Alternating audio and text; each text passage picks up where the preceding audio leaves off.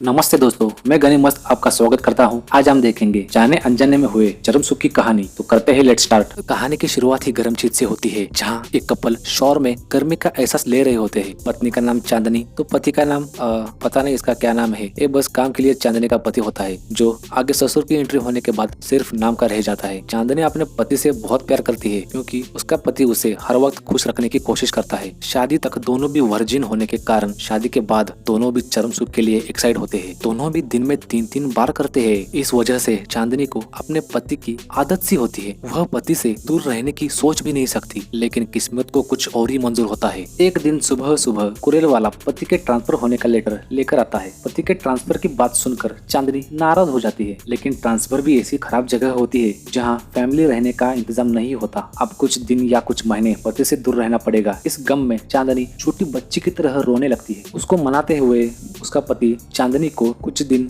गांव भेजने का सोचता है, और इस तरह चांदनी अपने ससुराल आ जाती है। अपनी इकलौती बहू घर में आने की वजह से सास और ससुर बहुत खुश हो जाते हैं। घर में आकर 5 मिनट भी नहीं होता तब चांदनी को अपने पति की याद आती। वह अपने पति को फोन करती है। सिर्फ 2 मिनट प्यार भरी बातें करके दोनों भी खुजली पैदा करने वाली बातें करने लगते हैं। खुजली इतना बढ़ती है कि दोनों भी अपने आप को हाथ से खुजाने लगते हैं। लेकिन जैसे ही चांदनी फुल चार्ज होने लगती है, तब उसे भनक लगती है कि कोई तो उसे चुपके देख रहा था। वह हड़बड़ाकर खुद को संवारते हुए रुक जाती है और फोन रखकर नहाने चले जाती है। तब हम सोचते हैं कि कितना बेवकूफ पति है ये, जो खुद दूर जाके बैठकर अपने पत्नी को फोन पे गर्म कर रहा है। नहाने के बाद चांदनी को कपड़े पहनते वक्त उसे अपनी चड्डी मिसिंग दिखती है। वो सोचने लगती है कि अभी तो मैंने देखी थी, अब गई तो किधर गई। तो दूसरी तरफ हम देखते हैं कि वो चड्डी ससुर ने चुराई थी। नहीं, पहनने के लिए नहीं, दूसरी कुछ गंदी हरकत करने के लिए। ससुर अपनी बहू की चड्डी ऐसे सूंघने लगता है जैसे कि वो गुलाब का फूल हो, और उसमें ही अपना हाथ जगन्नाथ करने लगता है। तब हम देखते हैं कि बाप तो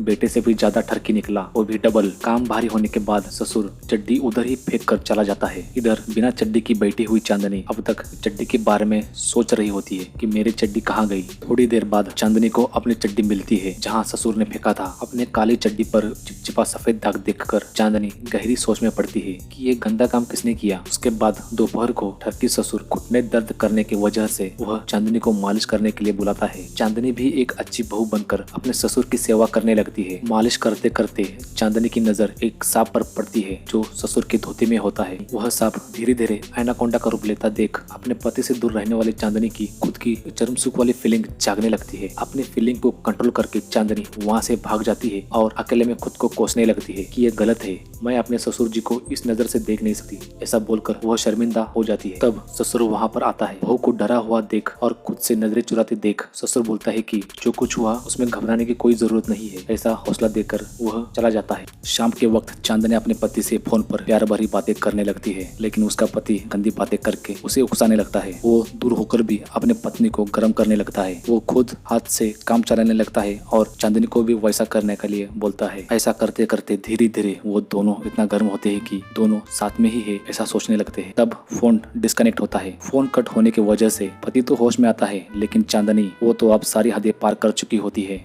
वह ऐसा इमेजिन करने लगती है कि वह अपने पति के साथ है, लेकिन उसके पास अब ससुर होता है, जो चुपके से वहाँ आया था। ससुर की आवाज सुनकर थोड़ी ही देर बाद चांदनी होश में आती है। अपने ससुर को देख वह खुद को संवारने लगती है, लेकिन अब ज्यादा कुछ फर्क नहीं पड़ता। ससुर उसके पीछे पड़कर उसके एक एक कपड़े उतारने लगता है। चरम सुख के लिए पूरी तरह गर्म हो चुकी चांदनी ससुर को ठीक से विरोध भी नहीं कर पाती। वह एक अलग से नशे में होती है। उस नशे में वह ससुर को खुद पर हावी होने की इजाजत देती है, और इस तरह बेवफाई के साथ कहानी खत्म हो जाती है। अबे पागल आदमी, ए तूने क्या किया, क्यों अपने पत्नी को तूने गर्म किया। अगर ये एक्सप्लेनेशन आपको पसंद आए तो लाइक करिए, कमेंट करिए। अगर आपकी इच्छा हुई तो शेयर भी करिए, और ऐसे ही इंटरेस्टिंग कहानियों के लिए हमारे चैनल को जरूर सब्सक्राइब कीजिए। तो मिलते हैं अगले वीडियो में एक नई कहानी के साथ। एंजॉय।